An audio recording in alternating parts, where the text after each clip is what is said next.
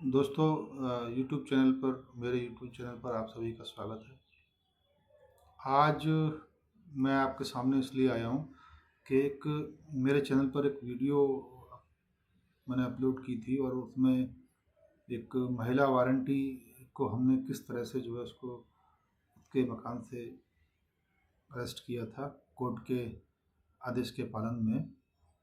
वो उस वीडियो पर बहुत से लोगों ने हमारी कार्यप्रणाली की सराहना की है और बहुत से लोगों ने जो है उस पर प्रश्न चिन्ह लगाया है कि ऐसा नहीं करना चाहिए था। और बहुत से लोगों ने जो उनके घर में जो जानवर थे उनके बारे में भी कमेंट्स किए हैं कि वो जो है उनके जानवरों का क्या होगा, मकान अवैध तरीके से सील। तो मैं ये जानकारी आपको देना चाहता हूँ। और बहुत से लोगों ने ये भी कहा है कि उसका अरेस्ट वारंट था या ऐसा नहीं पकड़ना चाहिए था, ऐसा नहीं करना चाहिए था, विधिक कार्रवाई नहीं हुई है, विधिक तरीके से नहीं पकड़ा गया है। मैं आपकी जानकारी के लिए बताना चाहता हूँ कि अगर जो है हम पूरी तरह से अगर हम विधिक प्रक्रिया का पालन अगर विधिवत करें तो तब तक तो वो मुलजिम निकल जाएगा वहाँ से, अगर हम पकड़ने के लिए खड़े हुए हैं। तो फिर भी हम लोग विधिक प्रक्रिया का पालन करते हुए ही अपनी कार्रवाई करते हैं। आपने देखा होगा फुटेज में कि हमने जो है उस वो महिला जो है कई बार उसको जो है एनवीडब्ल्यू वारंट जारी हुए, उसको माननीय न्यायालय ने उपस्थित होने के लिए कहा, लेकिन वो उपस्थित नहीं हो रही थी, जिसके कारण हमारे जो है सीपी सर को कोर्ट से नोटिस आना शुरू हो गया था। और हमने भी कई बार महिला से ये बताया था कि आप समय से न्यायालय में उपस्थित हो जाइए। उसने कहा कि हम हो जाएंगे, लेकिन वो जाती नहीं थी। तो अब हमारे सामने भी था कि उसकी वजह से हमारे और हमारे अधिकारियों को लेटर इशू होने लगे और हम लोगों को से कोर्ट पूछने लगी। तो ये तो उचित नहीं था ना। हमने उसको पूरा अवसर दिया कि आप कोर्ट के सामने जाइए, वो नहीं जा रही थी। जब हमारे सीपी सर के लिए लेटर जारी हुआ तो हमने जो है फिर हमने सोचा कि ये शायद जाना नहीं चाहती है और हमें ही कुछ करके माननीय न्यायालय के समक्ष इनको उपस्थित कराना पड़ेगा। तो उसी कार्रवाई में हम लोगों ने जो है उसके घर पर जो एक अपना सादा वस्त्रों में एक अपना कांस्टेबल नियुक्त किया और उसकी एक दिन पहले से ही वहाँ उसको वहाँ शिफ्ट कर दिया था उसके सामने गली में, ये वाच करने के लिए कि महिला इसमें है, रह रही है कि नहीं रह रही है तो उस पर नज़र रखी जाए, कहीं चली ना जाए, ताकि हम लोग जो है क्योंकि वारंट आ चुका था और उसको अरेस्ट करके माननीय न्यायालय लखनऊ में सेशन कोर्ट में उसको भेजना था। तो जब वो कांस्टेबल वहाँ रात भर रहा और वो वाच करता रहा कि महिला और उसके 2 बच्चे वहीं पर रह रहे हैं, और उसने उस मकान पर भी अवैध रूप से कब्जा कर रखा था और ईडी और सीबीआई का भी उसके पास वो एक केस चल रहा था। उसने किसी कंपनी में जो है करोड़ों की धोखाधड़ी की और इतनी वेल प्लान तरीके से ये सारा काम किया था उसने। अपने हस्बैंड को भी उसने जो है, वो कहती है कि हस्बैंड हमारा कहीं गुम हो गया, गुमशुदगी भी दर्ज है थाने में। तो बहुत शातिर महिला थी। और बस जब उस घर को देखता रहा, जब उसने देखा कि अगले दिन सवेरे जब उसको हम लोगों को कार्रवाई करनी थी और पकड़ना था, उसको कोर्ट के सामने भेजना था लखनऊ, तो जब हम पहुँचे तो कांस्टेबल बोला कि 2 लड़के उसके जो है ताला लगा के चले गए और इसके अलावा तीसरा व्यक्ति कोई घर से निकला नहीं है। और हम लोगों ने उसकी लोकेशंस ली थी महिला की, तो वहीं आ रही थी, तो हम समझ गए थे कि ये हो सकता है इसने अपने लड़कों को समझा दिया होगा कि तुम चले जाओ। उसको शक हो गया था कि बाहर पुलिस है और तुम इस तरह से जो है ताला लगा के चले जाओ, ताकि जो है सबको महसूस होगा कि कोई है नहीं है। कुछ देर बाद पुलिस चली जाएगी और हम तुम आ जाना, हम चले। ये भूमिका उसने बनाते हुए अपने बच्चों को बता दिया था, तो बच्चे चले गए ताला लगा के बाहर से। अब चूंकि उसने तो ये सब अपना ये प्रोग्राम इस तरह का बनाया था, परंतु हमें भी ये देखना था कि अगर इस तरह से उसकी जो है प्रोग्राम में कहीं ऐसा ना हो कि वो खुद फंस जाए उल्टा जो है। अगर हम लोग तो बाहर खड़े हुए थे, लोकेशन ले रहे थे, और अंदर मान लीजिए कोई घटना दुर्घटना हो जाती अंदर, कई बार देखा गया है कि वायरिंग की स्पार्किंग से, गैस की लीकेज से या अन्य किसी कारण से आदमी की दम घुटने से मृत्यु भी हो जाती है। तो हम लोगों की वजह से, कोर्ट में न जाने की वजह से उसने प्लानिंग करके इस तरह की भूमिका निभा के अपने आप को बंद करवा लिया था, तो वो गलत था, तो उसको भी निकालना था। उसकी जान को भी खतरा हो सकता था। तो हम लोगों ने विधिवत जो है उसकी वीडियोग्राफी बनाई। आप लोगों ने देखा होगा, पूरी पारदर्शिता से वीडियोग्राफी बनाई। एक-एक चीज़ जैसे-जैसे हम लोग उसके घर में एंटर करते रहे, हर चीज़, हर एक क जो जितने लोग भी अंदर गए थे, उन सब की वीडियोग्राफी बिल्कुल स्पष्ट रूप से बनी हुई है कि उन्होंने क्या-क्या कार्रवाई की, कैसे अंदर पहुँचे और कैसे उसको बाहर निकाल के लेके आए। ये सब आपने देखा होगा। अब इसी बात को जो है, इसी वीडियो को देखकर लोग ये कहते हैं कि कुछ लोग हमारी सराहना भी करते हैं, कुछ लोग हमारे उसमें कमेंट भी कर रहे हैं कि ये गलत हुआ और ये हुआ, विधिक नहीं हुआ। अब आप मुझे बताइए, क्या इसी पर मैं आपको एक घटना एक बताऊंगा। मैं 2017 में एसओजीआरपी रामपुर था। रामपुर जनपद, रामपुर जो यूपी का मुरादाबाद और बरेली के बीच में पड़ता है, वहाँ पर मैं जीआरपी में था और एसओ था। तो उसी दौरान जो है हमें, क्योंकि जीआरपी थाना जो है रामपुर का प्लेटफॉर्म नंबर 1 पर स्थित है और वहाँ पर जो 3 प्लेटफॉर्म है, 1, 2, 3, और 1 नंबर से 2 नंबर पर जाने के लिए एक पुल बना हुआ है, वहाँ से जाते हैं, उसका इस्तेमाल करते हैं यात्रीगण। तो अब आप मुझे बताइए, हमको सूचना मिली चेकिंग के दौरान के प्लेटफॉर्म नंबर 2 पर एक जो है व्यक्ति अपने बैग में डोडा, जो नशे के रूप में इस्तेमाल करते हैं लोग, अब चाय में डालते हैं और नशा होता है उससे थोड़ा सा, वो ले जा रहा है भारी मात्रा में 2 बैगों में। तो जब सूचना हम लोगों को मिली तो हम लोग सूचना पे क्या हमें पुल से जाना चाहिए था? जब हम जैसे ही निकले थाने पे उधर के लिए, उसने हमको देख लिया और वो वहाँ से वो मूवमेंट में आ गया, वो वहाँ से भागने लगा। तो अगर हम पुल का इस्तेमाल करते, विधिक प्रक्रिया का इस्तेमाल करते, तो क्या हम उसको पकड़ पाते? बिल्कुल नहीं पकड़ पाते। तो कभी-कभी ऐसी स्थिति आ जाती है कि हमें वो सब चीज़ें छोड़कर, और हो जाता है जब उस मामले में पकड़ा, अरेस्टिंग हुई, उसके बाद जब कोर्ट में वो पूरा जो है वो प्रकरण आया और ट्रायल शुरू हुआ, बयान हुए, गवाही शुरू हुई, तो उसमें मेरी भी गवाही हुई, क्योंकि मेरे द्वारा पकड़ा गया था। तो जब गवाही शुरू हुई तो उनके एक विपक्ष के जो वकील थे, बहुत बुजुर्ग थे, उन्होंने ये क्वेश्चन किया। जब जिरह हुई तो उन्होंने पूछा कि आपने कैसे पकड़ा, कैसे सूचना प्राप्त हुई? तो हमने बताया पूरा। तो उनको ऑब्जेक्शन हुआ, उन्होंने ये कहा कि आपने रेलवे एक्ट के नियमों का उल्लंघन किया। अगर वो 2 नंबर पे खड़ा हुआ था तो आप जो है कैसे उसको पकड़ लिया, कैसे गए आप बताइए? तो हमने सीधे-सीधे उनको यही बताया कि हमने जो सामने देखा प्लेटफ़ॉर्म नंबर 2 पे वो खड़ा हुआ था और हमने सीधे वो पटरी को क्रॉस करके उधर जाकर उसको पकड़ लिया। तो उन्होंने यही कहा कि सिंपल आपने गलत किया। अब आप बताइए दोस्तों, जो है कि वकील साहब का ये कहना था कि गलत किया। अगर मैं पुल से जाता तो मैं पकड़ पाता उसको? बिल्कुल नहीं पकड़ पाता। तो मैं ये इसलिए कह रहा हूँ कि कुछ लोगों ने कमेंट किया कि आपने विधिक नहीं किया, विधिक किया। हम लोगों ने बिल्कुल विधिक किया, उसकी फ़ोटोग्राफ़ी करते हुए एक-एक चीज़ पारदर्शिता से आप लोगों को दिखाया और अपने अधिकारियों को दिखाया, बताया, और माननीय न्यायालय के आदेश का पालन भी किया उसमें जो है। कहाँ गलत किया बताइए आप? सब सब लोगों को सब चीज़ सुरक्षित रही उसमें जो है, और उसकी वीडियोग्राफ़ी भी रही कि कोई चीज़ उसके वहाँ से इधर-उधर नहीं हुई। उसके बाद अब आप बताइए, क्या हम, जो मैंने आपको अभी घटना बताई थी वो डोडा वाली, जो नशे वाला वो पाउडर पकड़ा था हम लोगों ने, हम नहीं पकड़ सकते थे? तो वहाँ जज साहब ने भी कहा ये बात। हमने अपना पूरा उसका बताया कि हम लोगों को ट्रेनिंग, 1 साल की ट्रेनिंग दी जाती है, उसमें विषम परिस्थितियों में कार्य करने की हम लोगों को वो ट्रेनिंग दी जाती है कि कैसे हम लोग उसमें, हमारा दीवार को कूदना और रस्सी पे चढ़ना, ये सारी चीज़ें उसमें होती हैं। पानी से बाहर निकल के आना, तैरना, वो सब सब चीज़ें हमने सीखी हैं। अगर हम इस मामले में अगर विधिक कार्रवाई अगर हम करते तो नहीं पकड़ सकते थे। तो यही मेरा बताने का उद्देश्य है आप लोगों को। जो लोग आप कमेंट कर रहे हैं, ठीक है, कमेंट करना अच्छी बात है। तो उसी कमेंट पे मैं अपना एक वीडियो आपको एक शेयर कर रहा हूँ, बता रहा हूँ, सारे शेयर्स अपने अनुभवों को शेयर कर रहा हूँ, और उन सभी को भी मैं ये संदेश देना चाहता हूँ कि कभी-कभी ऐसी स्थिति आती है कि आप जो है विधिक तरीके से आप उसको नहीं पकड़ सकते। जैसे वो रेलवे वाला मैंने आपको प्रकरण बताया था, तो हम जो है अगर पुल से जाते तो उस अपराधी को हम नहीं पकड़ पाते, ना वो माल बरामद हो पाता और वो निकल जाता। क्योंकि उसको वो सामने से ही देख लिया था उसने कि पुलिस ने हमें देख लिया, और देखते ही वो मूवमेंट में आ गया था, वो चलने लगा था, प्लेटफ़ॉर्म छोड़ने लगा था। तो अब आप बताइए, ये कहाँ तक सही होता कि हम पुल से जाते और वो भाग भाग गया था? नहीं पकड़ सकते थे।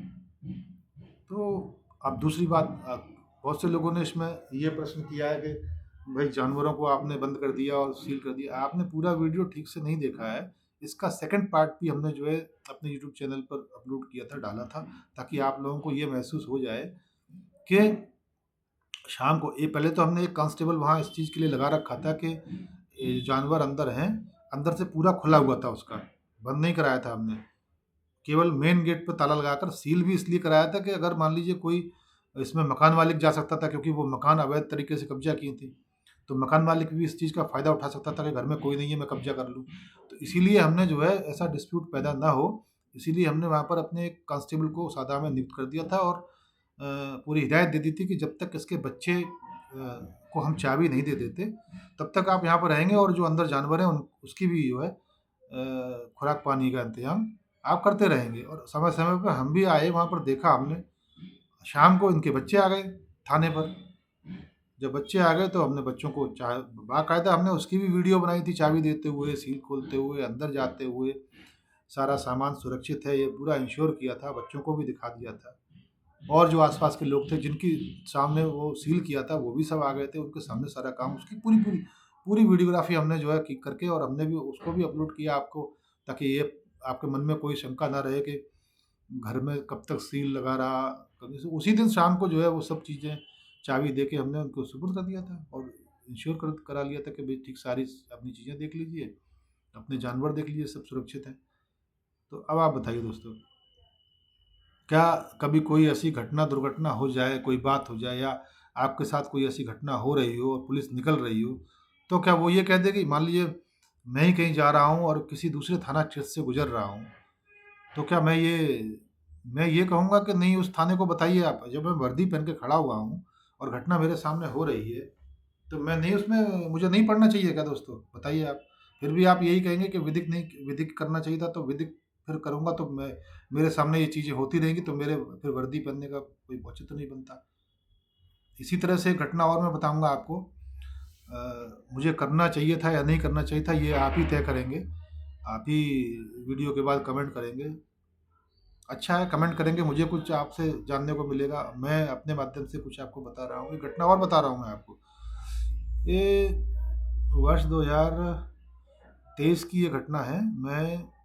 मेरा परिवार नोएडा में रहता है, तो मैं कानपुर से जो है 3 दिन का अवकाश, सीएल अवकाश लेकर मैं अपने परिवार के पास गया था, और जब मुझे वापस आना था, तो मैं और मेरे साथ एक और लड़का था, वो छोटे भाई जैसा है, वो भी था साथ में, वो गाड़ी ड्राइव कर रहा था। तो मथुरा के बाद हमने एक आगरा एक्सप्रेस वे पर एक ऐसी एक्टिविटी को देखा।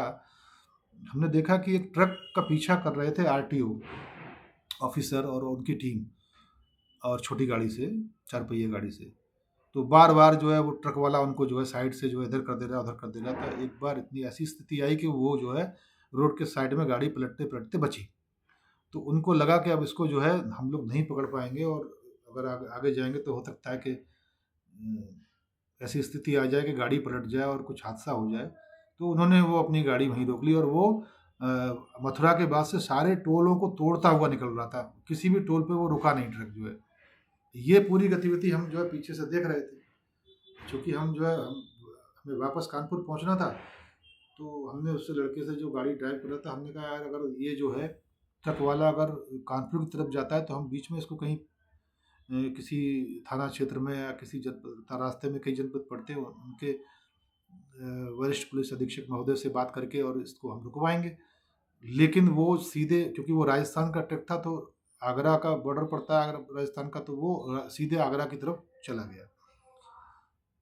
तो उसी समय हमने अपने जो है कानपुर के सीपी सर थे, श्री बीपी जोगदंड सर, तो उनसे मैंने डिस्कस किया। तो जैसे ही मैंने उनसे कहा कि फ़ोन लगाया, तो उन्होंने कहा आ गए मैंने छुट्टी से। तो मैंने फिर उनको बताया कि सर वापस तो आ रहा हूँ, लेकिन रास्ते में इस तरह की गतिविधि सर मेरे सामने हुई है, आरटीओ वाले बाल-बाल बच गए हैं, और ये ट्रक में पता नहीं कुछ अवैध हो सकता है, ताकि तभी ये रुक नहीं रहा है ट्रक जो है, और मैं सर इसके पीछे लगा हुआ हूँ।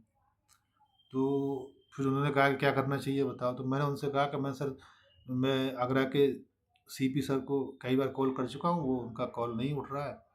तो अगर आप उनको थोड़ा-सा बात कर लेंगे और बता देंगे कि इस तरह से मैं चल रहा हूँ, ट्रक के पीछे ट्रक आगे-आगे चल रहा है, और वो उसको भी ये शक हो गया कि हम लोग उनका पीछा कर रहे हैं और वो जा रहे हैं, क्योंकि आगरा तक तो मैं परिचित हूँ, लेकिन वो किधर जाएगा फिर आगरा के रूट से मैं परिचित नहीं हूँ।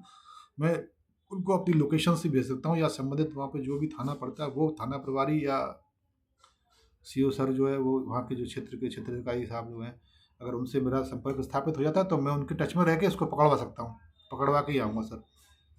तो अब आप देख लीजिए, वो ट्रक जो है आगरा से राजस्थान की तरफ चल दिया और वहाँ उस समय आगरा के सीपी सर थे, डॉक्टर प्रीतिंदर सिंह सर थे वहाँ पर, जो हमारे कभी वो 2014-15 में एसएसपी नोएडा भी रहे, गौतम बुद्ध नगर।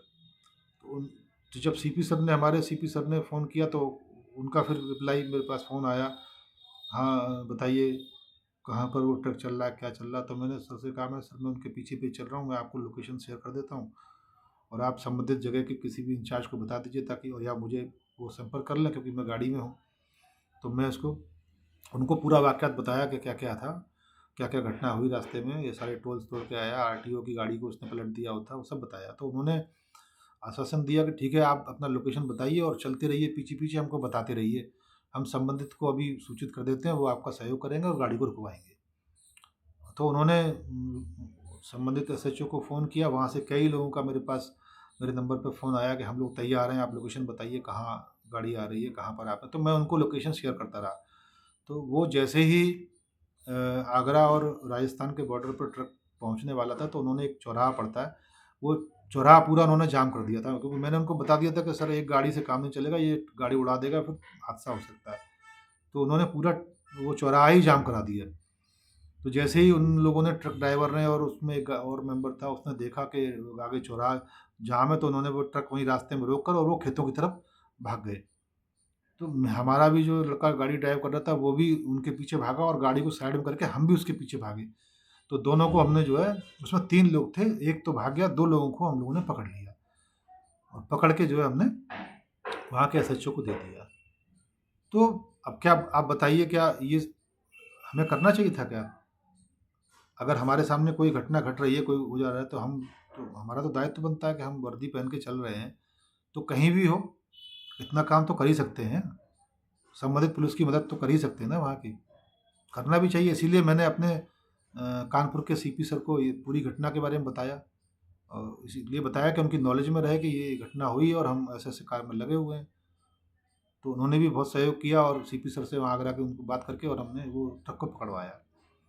कुल मिला के मेरा कहने का मतलब ये है कि कुछ लोग जो कमेंट कर रहे हैं, अब मैंने ये घटना बताई है आपको, एक तो जीआरपी रामपुर वाला, जो हमने जो रेलवे ट्रैक को क्रॉस कर दिया, हालाँकि आरटी वो जो रेलवे एक्ट का उल्लंघन तो किया, लेकिन एक अपराधी को पकड़ने के लिए किया। अगर हम पुल का इस्तेमाल करते तो शायद नहीं पकड़ पा सकते थे उसको। इसी तरह से जब मैंने दूसरी घटना बताई आपको कि मैं छुट्टी खत्म करके वापस कानपुर जाना था, तो रास्ते में ये घटना हुई और ट्रक वाले ने आरटीओ वालों को मार दिया होता। तो ये सब देख रहे थे, तो मैं उसका पीछा किया, उसको आगरा तक और उसके बॉर्डर तक जाकर, आउट ऑफ वे जाकर उसको पकड़वाया। तो क्या हमको नहीं करना चाहिए था दोस्तों? यही भावना तो हमारे अंदर खत्म होती जा रही है। इसीलिए ये सब चीज़ें, अगर मेरे सामने कोई एक्सीडेंट हो जाता है, तो क्या मेरा दायित्व तो नहीं बनता, अगर रास्ते में कुछ घटना घट रही है और मैं वर्दी में चल रहा हूँ, देख रहा हूँ, ना भी चल रहा हूँ वर्दी में, तो मैं विभाग से जुड़ा हुआ हूँ, तो मेरा दायित्व नहीं बनता कि संबंधित एसएचओ को बताएँ और उतनी देर तक कोई ऐसी चीज़ अपने, या मेरे पास गाड़ी है तो उस व्यक्ति को अपनी गाड़ी में बिठा के हॉस्पिटल तक तो पहुँचाने का मेरा दायित्व तो बनता ही है ना दोस्तों।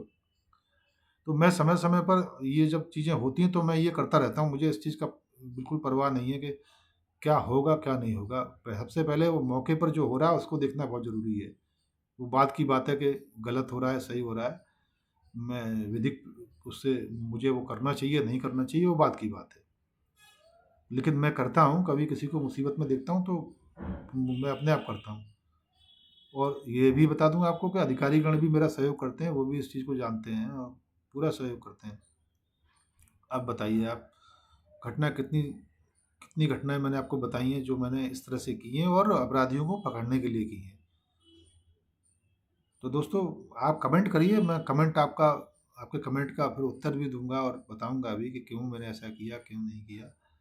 और इस वीडियो को आप देखिए, इस वीडियो जो मैं बता रहा हूँ वो उसको भी समझिए कि किस हद तक मैं सही बोल रहा हूँ। जो मैंने किया वो सही किया या आने वाले समय में मुझे ऐसा करना चाहिए या नहीं करना चाहिए। इस पर भी आप लोग कमेंट करिए, क्योंकि पुलिस अधिकारी के रूप में मैं मेरे सामने जब ये सब चीज़ें होती हैं तो मुझे बड़ा अजीब लगता है। और मैं इसका सहयोग, एक घटना और बता रहा हूँ इसी तरह से, मैंने बहुत सारी ऐसी चीज़ें की हैं जो मुझे अगर विधिक तरीके से मुझे करनी थी तो मैं नहीं कर सकता था।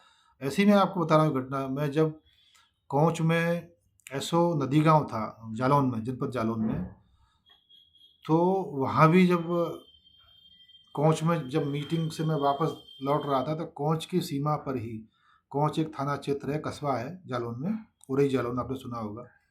तो वहाँ भी एक एक एक्सीडेंट हुआ था। रोड पे कितने लोग निकल रहे थे, कितने लोग जा रहे थे, किसी ने उसकी जो है सहायता नहीं की, तमाशा देख रहे थे, वीडियो बना रहे थे। जब हम लोग वापस अपने थाना क्षेत्र की तरफ जा रहे थे तो हमने देखा कि यार इस तरह से घटना घटी है। हमने तुरंत अपनी जो सरकारी गाड़ी है उसमें उस व्यक्ति को बिठा कर और तुरंत हमने जो है वहाँ सरकारी, जो वहाँ से वही नज़दीक था कोंच का सीएससी, वहाँ सीएससी में उसको एडमिट कराया, उसका पता वगैरह की जानकारी करके उसके परिजनों को बताया, वो सब आ गए। तो हमने गलत नहीं किया। अगर हम ऐसे भी, अगर आप कहते हैं कि ये भी विधिक तरीके से करना चाहिए था, आपको नहीं करना चाहिए था, कोच वाले आके करते, हम उनको बताते, तो इतने देर में तो उसको उसको ब्लीडिंग हो रही थी तो बहुत कुछ हो सकता था। लेकिन हमारे इस कार्य से उसकी जान बची। डॉक्टर ने वहाँ ले जाकर तुरंत ही बताया कि अगर आप इसको समय से नहीं लेके आते तो शायद उसको बचाना मुश्किल था, क्योंकि उसकी ब्लीडिंग बहुत हो चुकी थी। तो इस तरह से दोस्तों हम लोगों ने कई ऐसे, और हमारी पुलिस करती है ऐसे बहुत से, मैं अकेला नहीं हूँ, बहुत से ऐसे पुलिसकर्मी हैं जो इस चीज़ को अपने सामने देखते हुए वो नहीं रह सकते और वो वहाँ करते हैं काम, मदद करते हैं। तो दोस्तों, इतने सारे एग्जाम्पल्स मैंने आपको बताए।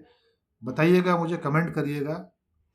और अगर आपको मेरा चैनल, मेरी बातें अच्छी लगती हों तो उसको सब्सक्राइब और लाइक और शेयर भी करिएगा इन वीडियोज़ को, ताकि औरों तक ये वीडियो पहुँचे हैं और हमें भी ये फीडबैक मिले कि हम क्या ये कर रहे हैं, ये अच्छा कर रहे हैं, हमको करना चाहिए ऐसा कि नहीं करना चाहिए, लोगों की मदद आउट ऑफ वे जाके करनी चाहिए कि नहीं करनी चाहिए, हमें उनका सजेशन मिले। मुझे लगता नहीं है कि कोई इस बात से असहमति व्यक्त करेगा मेरी इस बात से कि हम कहीं भी जा रहे हों। ये तो आप लोगों का भी दायित्व बनता है। आपसे भी मेरा ये निवेदन है कि कभी कोई ऐसी चीज़ आपके सामने अगर घट रही हो और किसी को आवश्यकता हो, वहाँ पर आपके पास ऐसी चीज़ अवेलेबल हो जो केवल आप ही के पास हो, जैसे गाड़ी, अगर कोई एक्सीडेंट की घटना घट गई है और वहाँ गाड़ी की प्रॉब्लम आ रही है और गाड़ी से चल रहे हैं, तो आपको मदद करनी चाहिए। मेरा तो यही सुझाव है, क्योंकि हम लोग एक दूसरे के काम नहीं आएंगे तो कौन आएगा? कोई बाहर का आदमी तो आएगा नहीं। और एक बहुत अच्छा आपको सुकून और एक अंतरात्मा से आपको ये महसूस होगा कि आपने ये मदद की, अपनी गाड़ी उसको सहयोग में दी, वो समय से हॉस्पिटल पहुंचा, उसको इलाज मिला, उसकी जान बची। ये बहुत बड़ा एक आपके लिए अचीवमेंट रहेगा, आपको जीवन भर याद रहेगा।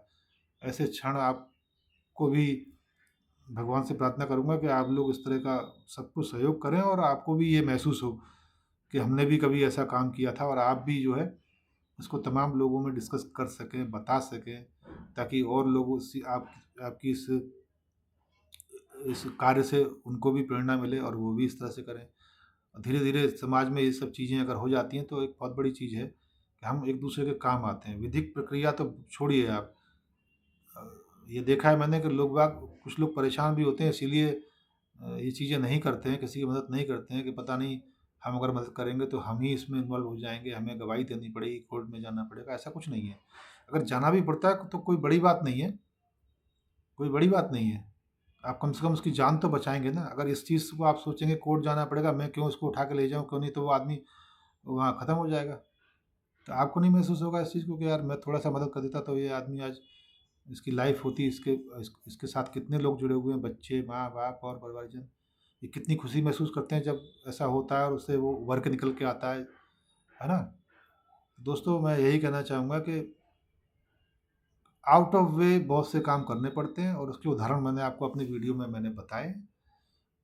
बस आप मुझे बताइएगा कि ये चीज़ें मैं जो मैंने बताई हैं आपको, ये सही हैं या गलत हैं।